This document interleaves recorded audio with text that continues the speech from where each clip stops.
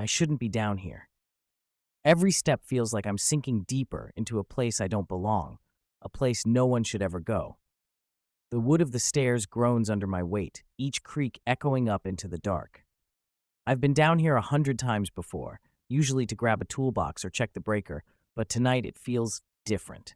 I can't explain why. Maybe it's the smell. It hit me the moment I opened the basement door, a heavy, wet stench, like meat left out in the summer sun. It's drifting up from below, curling into my nostrils, clinging to my throat. My flashlight feels small in my hand, its beam cutting a narrow tunnel through the pitch black. I tell myself it's just the old house. Damp wood, mold, maybe a dead raccoon under the floorboards. That would explain the smell. That's the logical answer. But then there's the sound. It started about an hour ago, while I was sitting in the living room trying to watch TV. At first, I thought it was part of the show, a faint scratching, slow and irregular, but it kept going. Scrape, pause, scrape. After 10 minutes, I muted the TV. The sound was still there, and it was coming from below me, from the basement. I try to convince myself it's a rat, or maybe the pipes, but deep down, I know better. Rats don't make noises that sound timed. Halfway down the stairs, my flashlight flickers. My stomach tightens. It's not a dead battery. I changed them 2 days ago. Still, the light sputters, dimming for a heartbeat before steadying again. I reach the bottom and pause. The air here is colder. My breath fogs faintly in the beam of my light, and then I see it.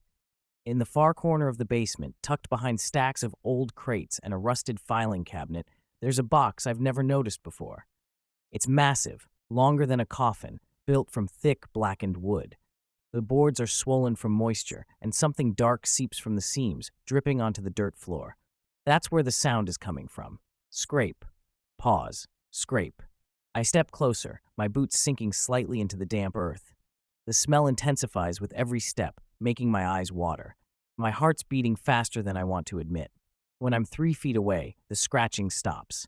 I freeze, holding my breath, straining to hear anything over the pounding in my ears. Nothing. Just silence. Then a sound I will never forget. A slow, deliberate inhale. From inside the crate. My throat tightens. Every instinct screams at me to turn around and go back upstairs. But I can't. Something about it draws me in, like a hook under my skin, pulling me forward. I crouch beside the crate, pressing my palm against the wood. It's warm, almost hot. I pull my hand back instinctively, and then I hear it. A voice. Muffled, distorted, like it's speaking through water. The words are low, guttural, in a language I don't understand. I lean in, my ear almost touching the wood. The vibrations run up through my cheekbone. Then, bang! Something slams against the inside of the crate, hard enough to knock me backward. My flashlight beam shakes, darting across the room. I catch a glimpse of something pale between the cracks in the wood. Flesh. My breath comes fast now. My mouth is dry. Who's in there? I manage to whisper. The voice stops. For a moment, there's only silence. Then, slowly, it starts again.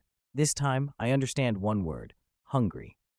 I stumble back, my heel catching on a pile of old newspapers. I go down hard, the flashlight clattering across the floor. Its beam rolls wildly over the walls, the ceiling, the stairs. The crate shudders. The wood groans as nails squeal in their holes. Whatever's inside is pushing, no, forcing its way out. I grab my flashlight and back toward the stairs. My mind is screaming, go, leave, lock the door and never come back. But before I can move, the lid cracks. Splinters rain down. A hand emerges first, long, skeletal fingers ending in hooked black claws. They dig into the wood, pulling with unnatural strength. Another hand follows, then a head. I can't breathe. I can't even blink. The thing's skin is stretched tight over bone, gray and slick, as if it's been soaking in water for years. Its mouth is wide, too wide, filled with jagged teeth that gleam wetly in the flashlight beam. But it's the eyes that freeze me, two burning coals, red and alive, locking onto me. It hauls itself out of the crate, its movements jerky, wrong, like it's not used to having a body. Black slime drips from its limbs, pooling on the dirt floor. I take a step back. My foot hits the bottom stair. It tilts its head, studying me, and then it speaks again. Hungry. The voice is clearer now, deeper. It vibrates in my chest like the rumble of distant thunder. I turn and run up the stairs, taking them 2 at a time. Behind me, I hear the wet slap of its feet on the floor, the scrape of claws on wood. Halfway up, the stairs shudder. A clawed hand latches onto my ankle. I kick hard, feeling bone give under my boot. The thing screeches, high-pitched, inhuman, and lets go. I lunge for the door, slam it shut, and throw the bolt. For a moment, I just stand there, panting, my ear pressed to the door. Silence. Then, 3 slow knocks. I stumble back, my mind racing. I grab my phone, hands shaking so badly I almost drop it, and dial 911. The operator answers, but before I can speak, I hear something else from the basement. A voice, calm, cold. Not done. The rest of the night becomes a blur. Sirens, flashing lights, police in the basement. But they find nothing. No crate, no slime, no smell. They look at me like I'm crazy. But I know what I saw, and I know it's not over. Because right now, as I sit here trying to convince myself it's gone, I can hear it again. Scrape. Pause. Scrape. It's not in the basement anymore. It's inside the walls. Scrape. Cause. It's faint, but it's there, coming from the far wall behind the kitchen. My heart sinks because that wall doesn't connect to the basement. That means whatever it is, it's moving upward. The police are still outside, standing around in the cold night air, talking in low voices. They told me they'd thoroughly checked the basement, but I watched them from the top of the stairs.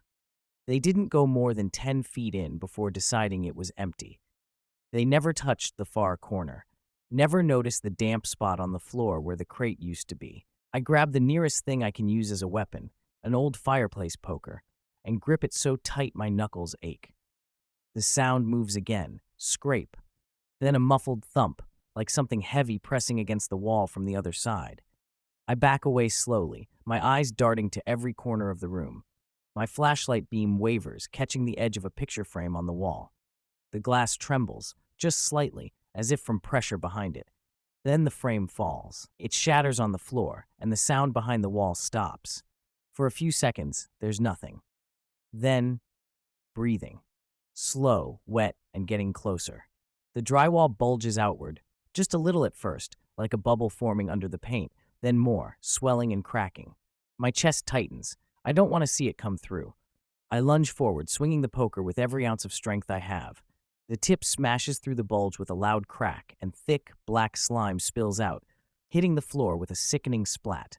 The wall exhales. That's the only way I can describe it. A long, low rush of air that smells like the inside of a grave. I stumble back toward the kitchen door, but before I can reach it, something pushes against the wall from the inside. A hand. No, more like a talon, its claws curling through the split drywall. It grips the edge, tearing the wall open like wet paper. The face that emerges is the same I saw in the basement. Sunken, skeletal, skin stretched too tight, eyes like embers burning in the dark. It opens its mouth, and rows of teeth glisten in the flashlight beam. It doesn't rush me. It smiles. Hungry, it says again. That's enough to break whatever paralysis has been holding me. I bolt through the kitchen door into the living room, slamming it shut behind me. My hands fumble for my phone, dialing 911 again. The same operator answers.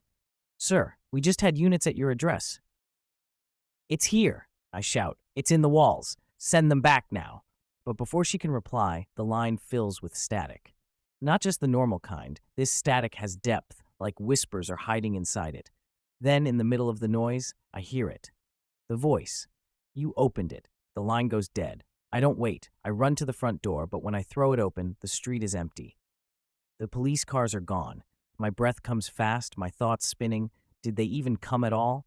Did I imagine the flashing lights, the uniforms? No, my floor is still wet from the snow on their boots. Behind me, the kitchen door creaks open. I turn slowly, poker still in my hand. The light from my flashlight is weak now, flickering more with each second. The thing steps into the living room, fully out of the wall now, towering over me. Its body is wrong, too tall, limbs too long, joints bending in ways that make my stomach turn. Every movement is accompanied by a wet, stretching sound like raw meat being pulled apart. It tilts its head again, those burning eyes locked on me. Hungry, it says. But this time there's more. You first. It lunges. I swing the poker as hard as I can, the metal connecting with a sharp crack. The creature reels back, black fluid spraying across the carpet. It hisses, a sound so high it makes my teeth ache. I don't think, I just run. Through the hallway, into the basement door, and down the stairs. I know it's insane, but some instinct tells me this is where it started. and maybe it's the only place I can end it. The basement feels even colder now. My breath pours out in great clouds as I search for anything that can stop it.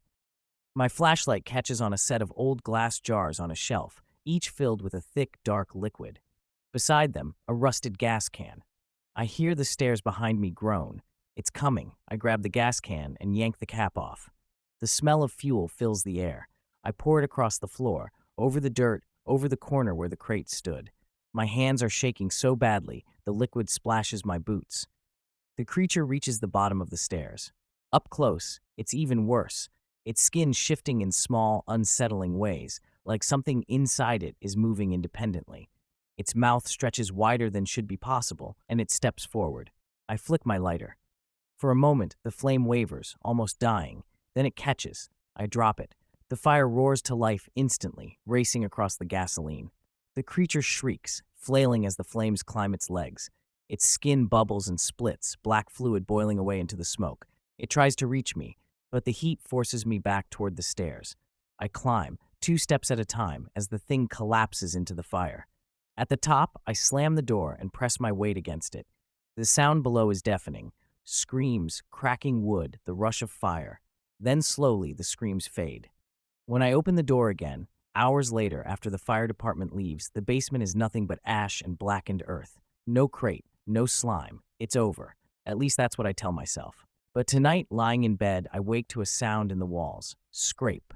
Pause. Scrape. Only this time, it's not alone. There are two. Subscribe to